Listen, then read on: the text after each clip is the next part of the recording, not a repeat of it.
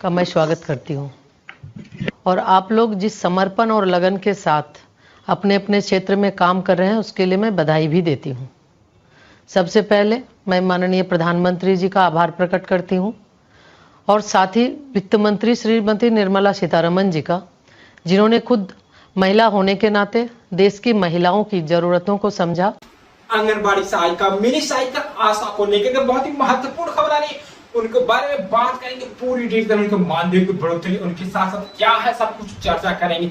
आप सभी बहनें अंत तक जरूर बने रहिएगा। किसी भी बहन ने अगर अभी तक चैनल को नहीं सब्सक्राइब किया ICDS ज्ञान को, तो सब्सक्राइब कर बेल आइकन को दबा लीजिएगा। चलिए शुरू करते हैं, दिखाते हैं क्या है अपडेट। और बजट में उनका ध्यान भी रखा। माननीय वित्त मंत्री जी द्वारा पेश किए गए बजट में महिलाओं और बच्चों के कल्याण हेतु संचालित कार्यक्रमों के लिए 3 लाख करोड़ से ज़्यादा के बजट का प्रावधान किया गया है। माननीय प्रधानमंत्री जी के कुशल नेतृत्व में सरकार का प्रयास है कि देश की महिलाएं शारीरिक और मानसिक रूप से स्वस्थ हों, महिलाओं का कौशल बढ़े, कमाई के साधन बढ़े, उनका सम्मान बढ़े और वो आत्मनिर्भर बन सके। 6 साल की उम्र तक बच्चों का मानसिक विकास लगभग 85% हो जाता है। इसलिए बहुत जरूरी है कि माँ के गर्भ से ही बच्चे के संपूर्ण पोषण पर पूरा ध्यान दिया जाए, जो कम से कम 6 वर्ष की उम्र तक निरंतर जारी रहे। हमें खुशी है कि हम अपने कार्यक्रमों और आप सभी के निरंतर प्रयास के जरिए इस लक्ष्य को हासिल करने में काफ़ी हद तक सफल रहे हैं और आगे भी इसी तत्परता से इसे जारी रखेंगे। आज देश भर में संचालित लगभग 13,95,000 आंगनवाड़ी केंद्र कार्यरत है, जहां गर्भवती महिलाओं, स्तनपान कराने वाली माताओं, 6 साल तक उम्र के बच्चों और किशोरियों को पूरक पोषण प्रदान किया जा रहा है। महिलाओं की पोषण स्थिति 2 तरह से महत्वपूर्ण है। पहला, उनके अपने स्वास्थ्य, उत्पादकता और कल्याण के लिए, तथा दूसरा, उनके बच्चों में कुपोषण को रोकने के लिए। इस प्रकार महिलाओं का स्वास्थ्य सामाजिक स्वास्थ्य का आधार बनता है।